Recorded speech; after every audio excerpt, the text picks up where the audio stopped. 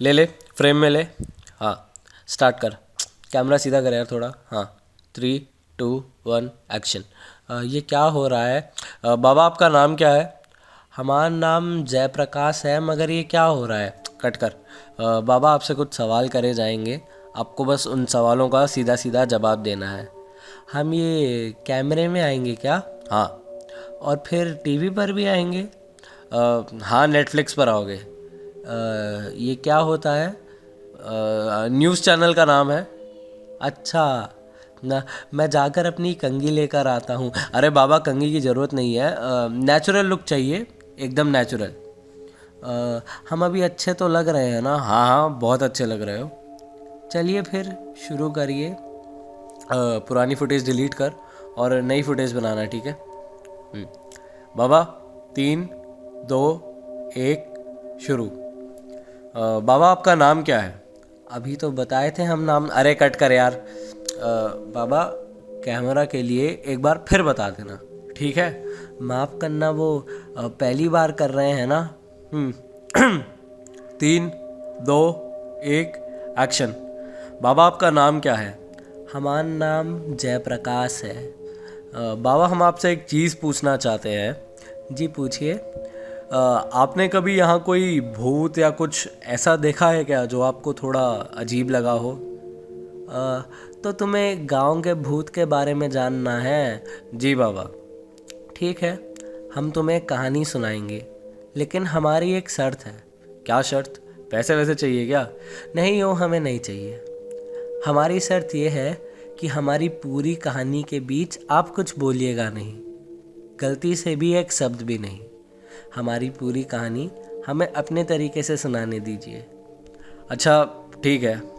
एक सेकंड रुको। राजेश, एक और नई फुटेज बना और पुरानी फाइल सेव कर, ठीक है? बाबा, 3, 2, 1 चालू। ये कहानी आज से करीबन 20 साल पहले की है। हमारे गांव में एक श्राप था। श्राप आप सब समझते ही होंगे ना। जो जो ये वीडियो देख रहा है ना, अंत तक ज़रूर देखिएगा। और हाँ, आप भी कहानी के बीच कुछ भी बोलिएगा नहीं, ठीक है? तो हम अपने दोस्तों के साथ नदी में नहाने गए थे। शाम के 6 बज रहे थे और हल्का हल्का अंधेरा सा होने लगा था। हम चारों नदी में नहा ही रहे थे कि अचानक से हमारे एक दोस्त रवि के टांग से खून बहने लगा। वो ज़ोर ज़ोर से चीखने लगा। हमने उसे फटाफट नदी से बाहर निकाला तो देखा उसकी टांग में एक छोटी हड्डी घुसी हुई थी। हम चारों दोस्तों में से एक दोस्त डॉक्टर था, तो उसने बहुत ध्यान से वो हड्डी निकाली। दरअसल वो बाजू में शमशान घाट है ना, तो किसी की हड्डी वहाँ से बहकर यहाँ आ गई होगी। यहाँ तक तो सब ठीक था, मगर रवि के साथ कुछ बहुत अजीब चीज़ें होने लगी।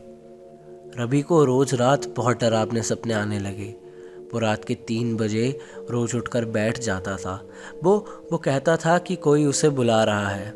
एक रात क्या हुआ, रवि अपने कमरे में आराम से सो रहा था। अचानक से उसे सांस लेने में दिक्कत सी होने लगी।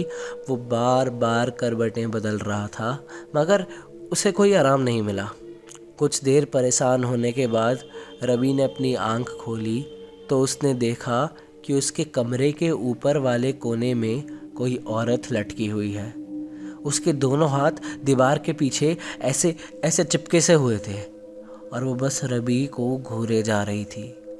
रवि ने डर के मारे अपनी आंख जोर से बंद कर ली, लेकिन जैसे ही उसने आंख बंद करी उसे ऐसा एहसास हुआ कि कोई उसकी छाती पर आके बैठ गया है।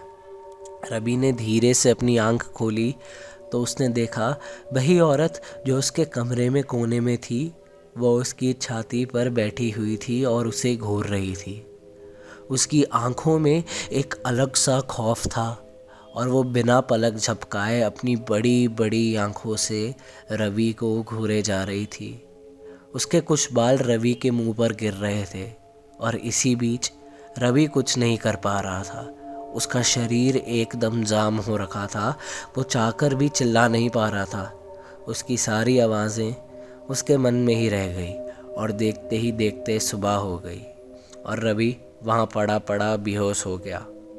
उस दिन के बाद से रवि का दिमाग खराब सा हो गया था और हमारे गांव में एक श्राप आ गया।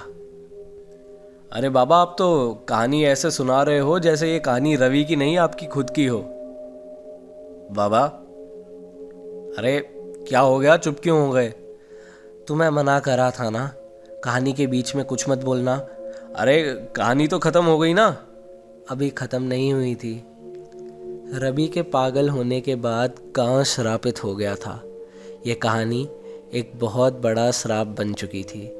इस कहानी को दोहराना मना है, क्योंकि जो भी कहानी सुनता है उसे भी वही लड़की दिखने लगती है जो लड़की रवि को दिख रही थी। इस श्राप से बचने का सिर्फ एक तरीका है। वो तरीका ये है कि पूरी कहानी के बीच सुनने वाला अगर कुछ ना बोले तो ये श्राप उस पर काम नहीं करता। मगर मेरे बताने के बाद भी तुमने कहानी के बीच में बोल दिया, तो अब संभल कर रहना, वो आ रही होगी तुम्हारे लिए।